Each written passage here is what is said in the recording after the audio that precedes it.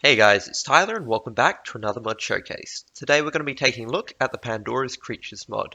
This mod is a bit shorter than the previous mod I reviewed, the Undergarden, though it certainly makes up for it with all of the really cool models that they have added and the animations too, as well as some really cool items which I'll show off in a bit.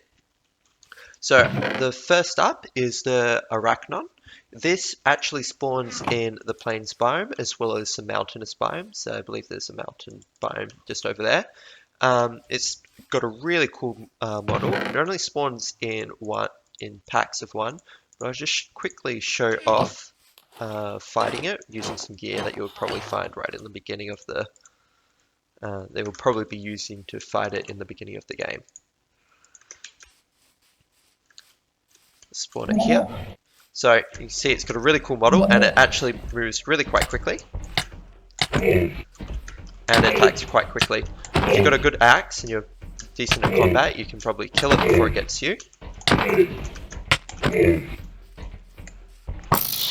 There we go. As you can see, it does a lot of damage and it will be actually quite a bit harder to fight at night, just due to all of the creepers, skeletons, and zombies being around here attacking you too. So I'd definitely recommend some better gear than iron, but it should be good enough in the beginning. Okay, next up is the Buffalon. Now this can be found in all snowy biomes, snowy mountains, ice lakes and things like that. It's a really cool creature. You can tame it. Though I would really recommend bringing some good healing items. I'll just get these. The way in which you tame it is by using these herb bundles. I actually forgot to grab some. Though I would definitely recommend using some fall protection. Let's put these on right now.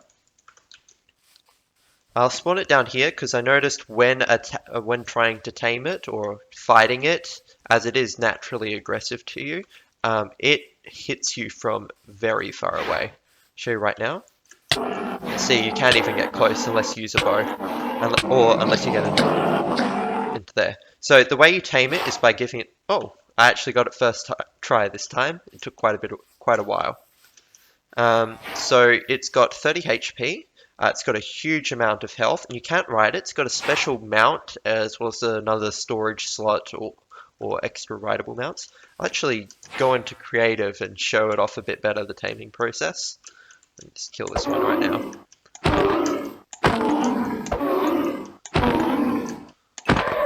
There we go. And it does. If you do decide to kill it, it drops some pretty good ways to farm leather.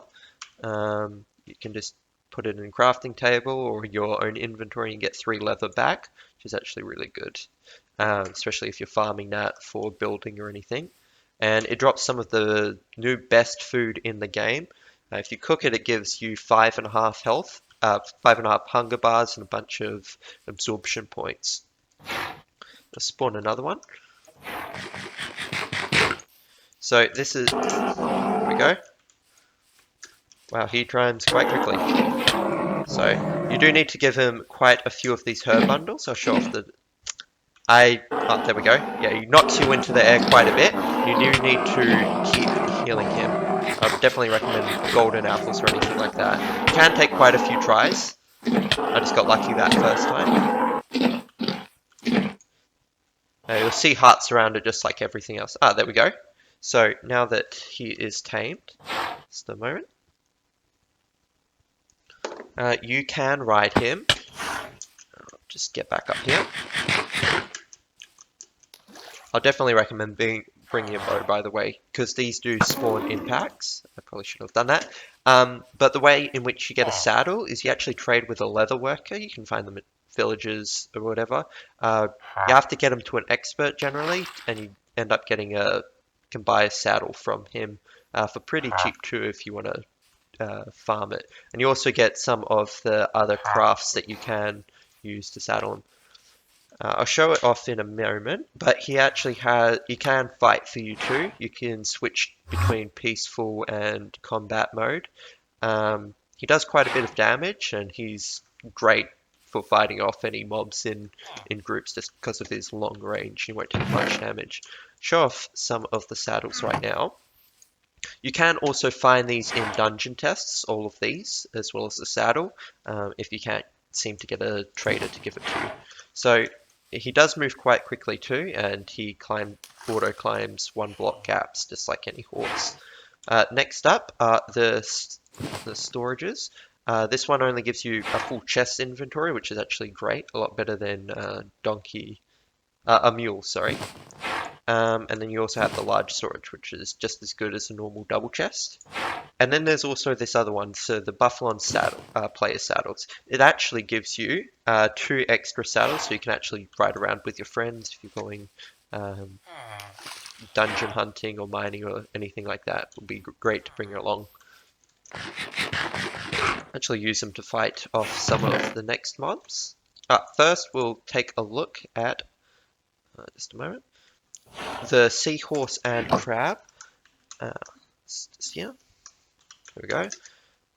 So they do have, there's quite a few variants of these, as you can see, and they've got varying different sizes. I think there's a couple hundred, 55 in total, sorry, of different sizes and colors of these seahorses, and they can all be picked up with a bucket. There we go. You just pick them up. Okay, this is a bit. Oh, I should. This. Wow, this is surprisingly hard. You can pick them up in a bucket, though I'm failing miserably. Maybe I'll be able to get them now. Oh, finally, there we go. Maybe it was because I picked up the stack instead of just one. Yeah, you can also pick up the next mob I'll show off to you. Just a moment. It's the crab. These also spawn in shallows and beach biomes as well, and seahorses in certain parts of the ocean, including quarries. They don't have as much variance, but they certainly look cool nonetheless. I actually set up this little area over here. You spawn a bunch of these. They dance like parrots. They've got a really cool model animation for this. There we go. So yeah, it's really cool, especially if you got some custom music or anything like that for the data pack. And this would work great for an aquarium if you're building anything like that too. Turn that off. Let's go up. There we go.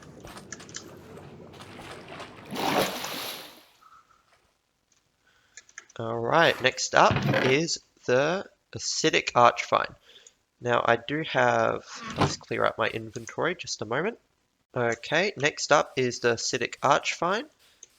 You can find them in the jungle as well as in the nether. I'll show you. These are quite dangerous. They'll usually just spawn on branches such as this. I'll actually go back into creative. They can be a little hard to see, especially with all the vines in the way from jungle trees.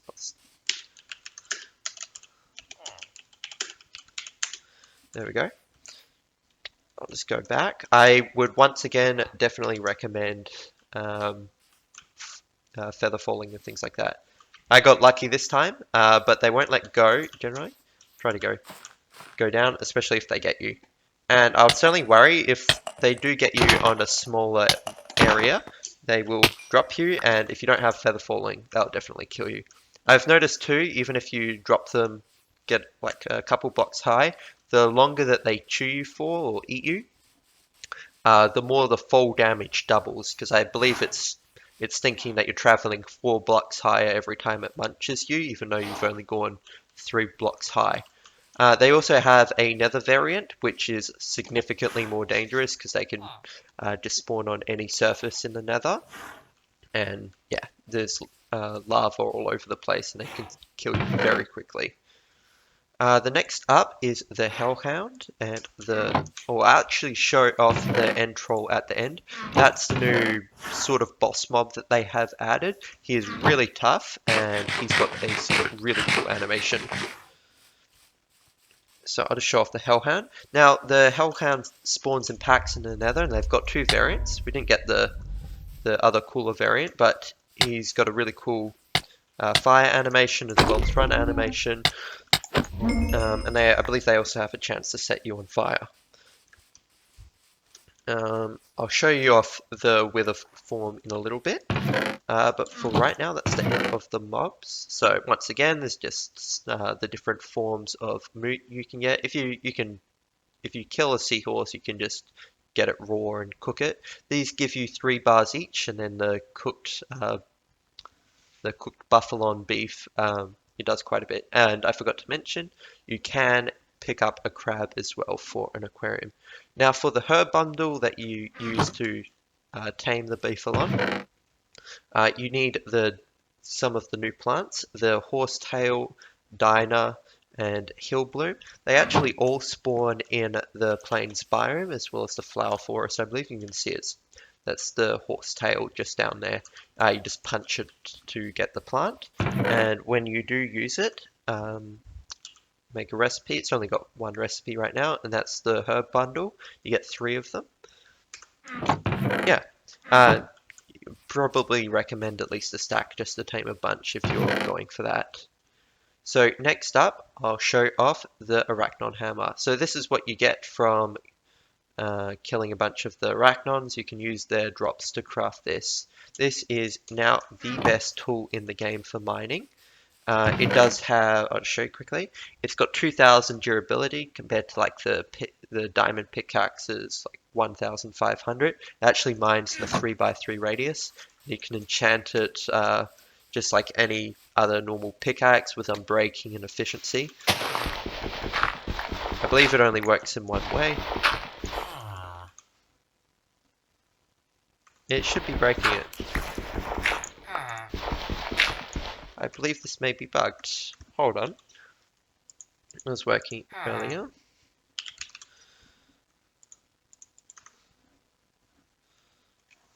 I'm not sure why it's... maybe it only works on stone. Yeah, there we go. See, it runs really quickly. It's great for looking for netherite and things like that. It's a great pickaxe. I believe it's just as good as diamond, just based off, and you can get it up to efficiency 5, so you can insta-mine in a 3x3 radius. So great for mining, and it's actually quite cheap, considering you just need to kill a bunch of the arachnons. And you can get a couple drops of the crystals from the arachnons per 1 kill, though definitely brings some good food. Next up is the end troll box. So this is actually you get a bunch of skin from killing the mob that I'll show off in a bit. You just need a shulker box. So it's basically just an upgrade to a shulker box. It's got double the amount, and you just break it normally, and you pick it back up. And it contains all the items. It won't drop everything around. I'll actually show you quickly. See, you just got everything and it displays what's in it. You can also dye these as well, any color that you like, and they've got a really cool animation for opening too, if you didn't see. There you go. Okay. The last thing that they've added to this is the plant hat. Now, what you may have seen before, when I killed the archvine, it dropped some tentacles. So this is great if you're going to explore the jungle or in the nether. I definitely recommend making this. You just need some leaves, some sticks, 2 vines, and 2 tongues and a leather cap, and it gives you this. Now it makes you completely invisible to those creatures, so you won't get sucked up at all. Though it doesn't give you great protection, it's just the same as a normal leather cap. I'll bring this in, but we'll go into the nether now.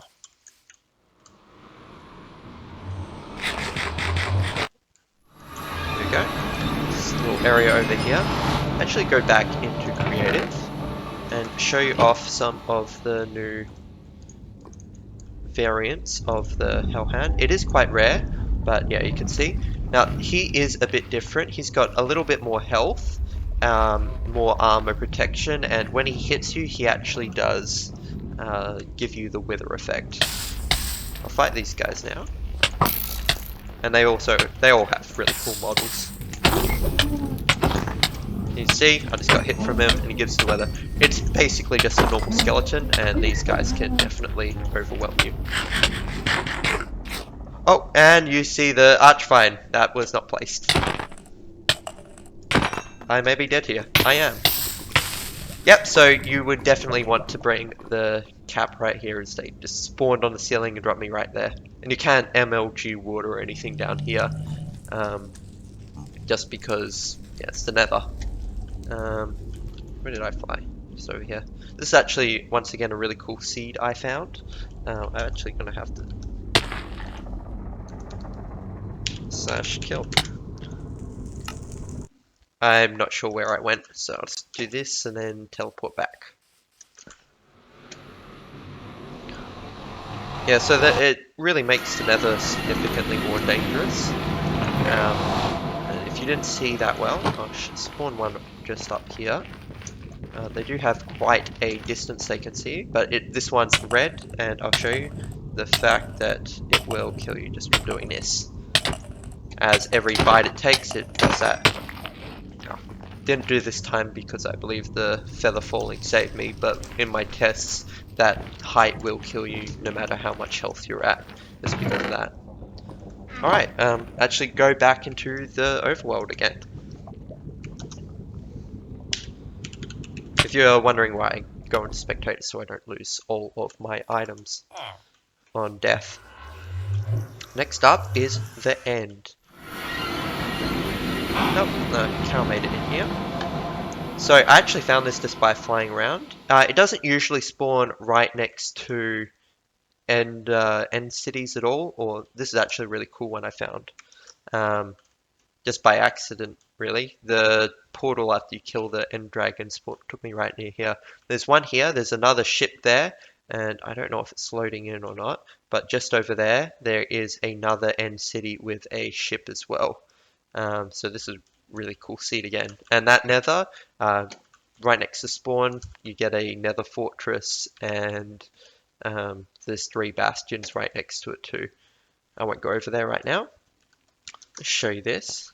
So I'm going to actually need a lot better, significantly better gear to fight this guy. Let's clear off my inventory. So I got myself some netherite.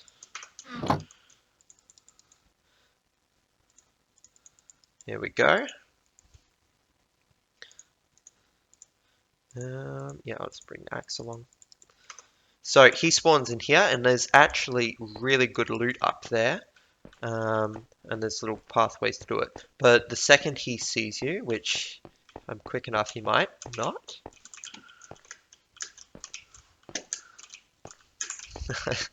Let's forget about that then. But the second he does see you, he stands up, he does a roar, and he breaks all the blocks near you and moves them all around. Let's show you fighting this guy. So he does punch you, he's got a really cool animation, he's got significant distance, and when you are a little bit too far away, he does fire off these. If they do hit you, they don't send you flying into the air, but one poisons you, and yeah. You can also find Enderman in here, making the battle significantly more difficult.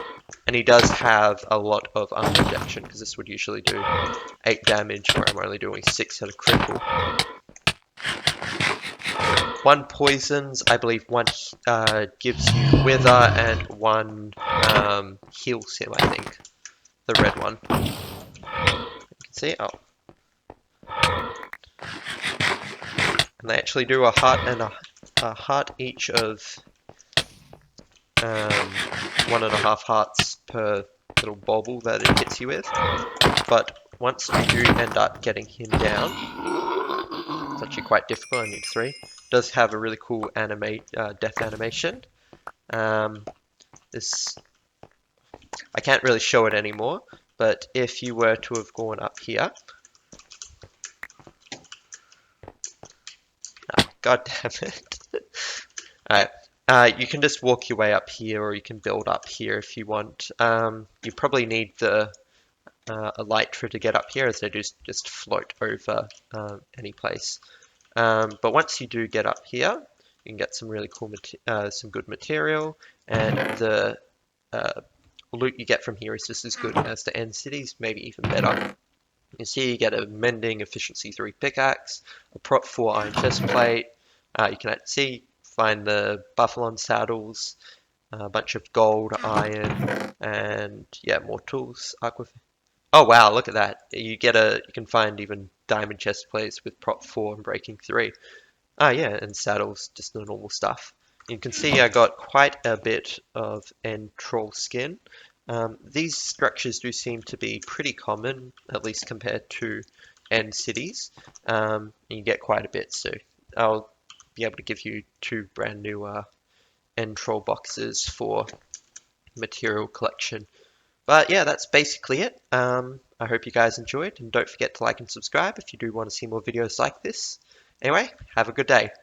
Bye.